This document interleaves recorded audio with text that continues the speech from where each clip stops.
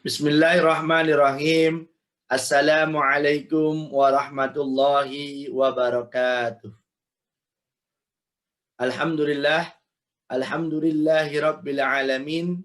Wassalatu wassalamu ala ashrafil anbiya'i wal mursalin. Sayyidina Muhammadin wa ala alihi wa sahbihi ajma'in amma ba'du.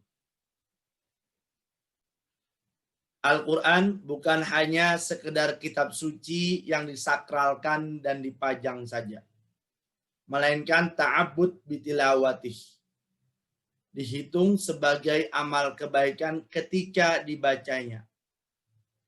Rasulullah Shallallahu Alaihi Wasallam telah menerangkan, man qara'a harfan min kitabillah falahu bihi hasanah wal hasanatu bi asyri amthaliha.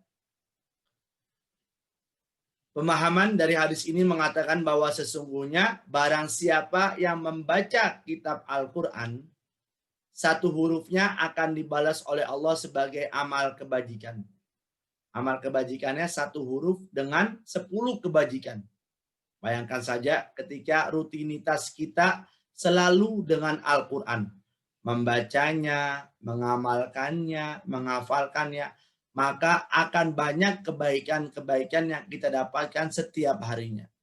Bahkan kita akan panen. Salah satu surat yang memiliki keistimewaan dan keunikan di Al-Quran adalah surat Al-Ikhlas.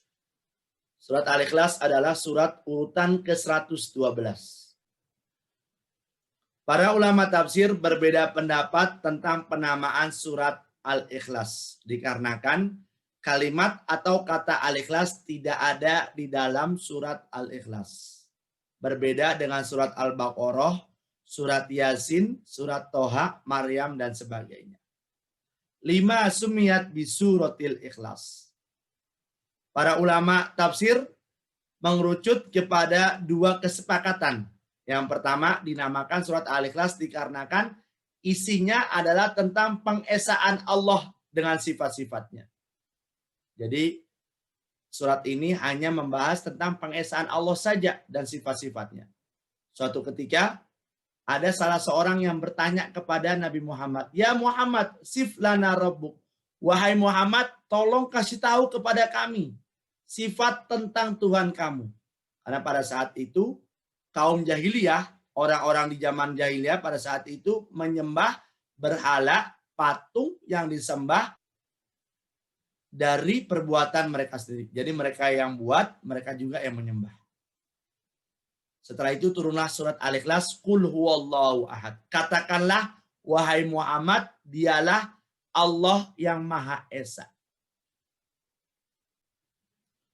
Yang kedua, kata Al-Ikhlas berasal dari kata kholaso, yakni memurnikan, membersihkan, mengikhlaskan.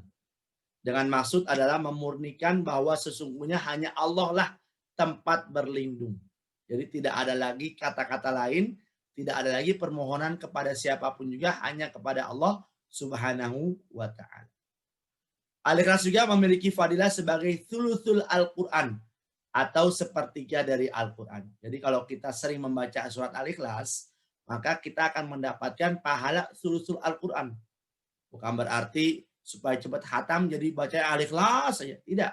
Akan tetapi setiap surat memiliki fadilah. Dan fadilah yang ada di surat Al-Ikhlas adalah thuluthul Al-Quran, sepertiganya Al-Quran. Sebagaimana sabda Nabi besar Muhammad Sallallahu Alaihi Wasallam. Keistimewaan atau keunikan dari surat Al-Ikhlas adalah setiap ayatnya selalu ada qalqalah. Sebagaimana kita ketahui bahwa qalqalah adalah memantulkan. Jadi kalau baca ketika ada huruf qalqalah, qaf, to, ba, jim, dal, maka harus dipantulkan. Hasad, qul a'udzu birabbil falaq. Nah, itu akhirnya harus dipantulkan. Di surat Al-Ikhlas seluruh ayatnya ada qalqalah. Jadi bacanya harus dipantulkan. Qul huwallahu ahad.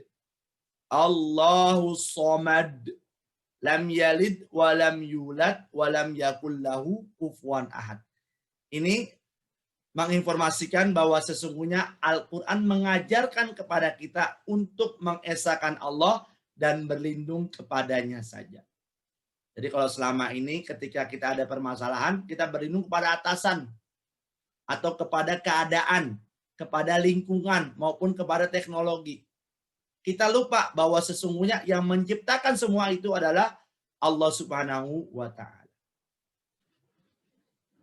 Dengan memahami surat Al-Ikhlas, seluruh apa yang kita lakukan dalam naungan Allah Subhanahu wa Ta'ala, dalam pengawasannya, maka kita harus berhati-hati dengan apa yang kita lakukan, karena Allah Subhanahu wa Ta'ala melindungi dan memelihara kita. Barakallahu li wa lakum jami'an. Mohon maaf atas segala kekhilafan. Astaghfirullah li wa lakum. Wallahul muwafiq wal hadi ila sabilir rasyad. Assalamualaikum warahmatullahi wabarakatuh.